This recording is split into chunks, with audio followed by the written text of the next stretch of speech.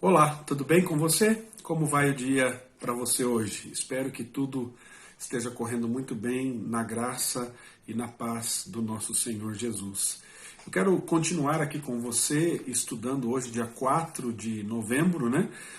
O livro Ira, Acalme o Seu Coração, do Dr. Robert Jones, e hoje nós vamos falar aqui sobre o espírito, a carne e a ira revelada. E para isso eu quero ler o livro de Gálatas, a carta do apóstolo Paulo, epístola do apóstolo Paulo aos Gálatas, capítulo 5, versos 16 a 21, diz assim: Digo, porém, andai no Espírito, e jamais satisfareis a concupiscência da carne. Porque a carne milita contra o Espírito, e o Espírito contra a carne, porque são opostos entre si, para que não façais o que porventura seja do vosso querer. Mas, se sois guiados pelo Espírito, não estáis sob a lei. Ora, as obras da carne são conhecidas e são prostituição, impureza, lascívia, idolatria, feitiçarias, inimizades, porfias, ciúmes, iras, discórdias, dissensões, facções, invejas, bebedices, glutonarias e coisas semelhantes a estas, a respeito das quais eu vos declaro, como já outrora vos preveni, que não herdarão o reino de Deus os que tais coisas praticam. Há uma guerra estabelecida no nosso coração. Há uma luta, uma guerra civil, se assim a gente pode denominá-la, né? Trazer essa guerra interna que acontece. E aqui há essa guerra entre a nossa velha natureza, a nossa carne, os nossos desejos, as nossas tendências a um padrão de vida pecaminoso, que mesmo aqueles que receberam a Jesus como seu único e suficiente Salvador, ainda tem essa luta e essa guerra permanece ali, porque a presença do pecado não foi eliminada. Nós somos livres da culpa do pecado e seremos libertos totalmente no dia final da presença do pecado. Mas Deus nos dá graça para vencermos e dá poder para vencermos o pecado. Mas ele está ali. Nós temos esta luta ativa da carne, da nossa velha natureza contra o Espírito Santo. E o Espírito, em contrapartida, também milita, também luta contra a nossa carne. Embora o pecado ele não nos domine mais, e essa é a proposta bíblica, o pecado não nos dominar, o pecado não deve ser uma prática iníqua, comum, contínua, não devemos ter a manutenção do pecado, mas ele permanece e nós temos essa guerra contínua e constante.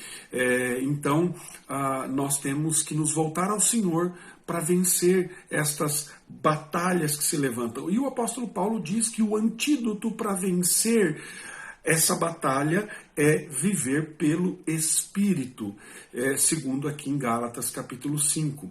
Agora, o que a carne produz quando fracassa em viver pelo Espírito? Quando nós somos dominados por esses desejos pecaminosos, o que acontece? Aí nós começamos a ver esse comportamento da ira. A ira pecaminosa se comporta de várias maneiras. E o coração humano... o coração e o seu comportamento, ele é profundamente complexo. As estruturas, né, do nosso ser, elas não são simplórias. E a Escritura, ela resiste a tipologias simplistas para reduzir essa batalha, essa luta que nós enfrentamos continuamente, que às vezes é dito aí pela psicologia popular. A Bíblia, ela sugere aqui duas grandes vias para o comportamento irado. E a primeira é que aquela ira que nós escolhemos revelar, e em contraste a essa ira que nós escolhemos revelar, a ira que nós escolhemos encobrir, esconder. A ira revelada, ela permite que os outros vejam a nossa ira. E sintam o poder da nossa ira, não é? Quando a pessoa revela, quando nós revelamos essa ira. Então, isso fica evidente. É como aquela tempestade que explode, vem fortemente e não tem como fugir dela. A ira encoberta, por outro lado, ela esconde a nossa ira dos outros. Ela não se manifesta, embora ela permaneça ali. Ela está lá. É como aquele iceberg no oceano, onde você vê a ponta dele, mas ele é totalmente terrível e mortal com o que vem para baixo, porque ele é enorme. Então, Paulo, ele se concentra aqui em como nós revelamos essa ira. E da mesma forma como a gente já viu lá em Efésios, ele escrevendo aos Efésios, a igreja de Éfeso, capítulo 4, verso 31, aqui ele coloca uma relação de sinônimos à ira. Então ele fala sobre inimizade, dissensões, ciúmes, ataques de cólera, rivalidades, discórdia e divisões. Então, quando nós olhamos para essas palavras, o que elas têm em comum? Elas todas são relacionais. Elas têm a ver com o modo com o qual nós nos relacionamos e interagimos com as outras pessoas. Então, a ira, dessa maneira, ela arruína os nossos relacionamentos. E muitas vezes essa ira ela fica encoberta, ela não é revelada e ela não explode como uma tempestade. Então, essa é a ira encoberta. A segunda maneira que ele fala aqui é sobre a ira revelada. Essa ira revelada é aquela que nós ouvimos, é aquela que nós vemos, é aquela que nós falamos com os nossos olhos, que nós sentimos. Então, aqui nós vemos comentários cínicos, críticas calculistas, alteração no tom de voz, no volume da voz, a língua afiada, palavrões. E estas coisas todas são muito perceptíveis. E a gente fica muito evidente isso. E não só naquilo que vemos, sentimos ou ouvimos, mas também nas ações, como por exemplo a ideia dos punhos voadores, né, portas batendo, aquelas saídas, aquela saída intempestiva de uma discussão, o agarrar alguém com muita força.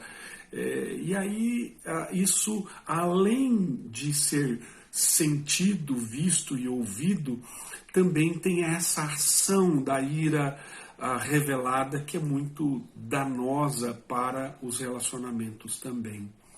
E com certeza você, como eu, já deve ter praticado coisas assim. E você tem muito a se arrepender, como eu tenho, de ações que talvez agimos dessa maneira pecaminosa. E quando nós pensamos nisso, não há limites para as maneiras pelas quais nós permitimos que outros sintam a nossa ira. Por isso, nós precisamos desesperadamente que o Espírito Santo lute por nós e nos socorra. Que a graça de Deus nos alcance e nos ajude pelo Espírito Santo, cheios do Espírito, a vencermos esses padrões pecaminosos, tanto da ira encoberta quanto da ira revelada. Que Deus nos dê graça para vencermos essa batalha dia após dia. Que Deus abençoe você. Até o nosso próximo encontro.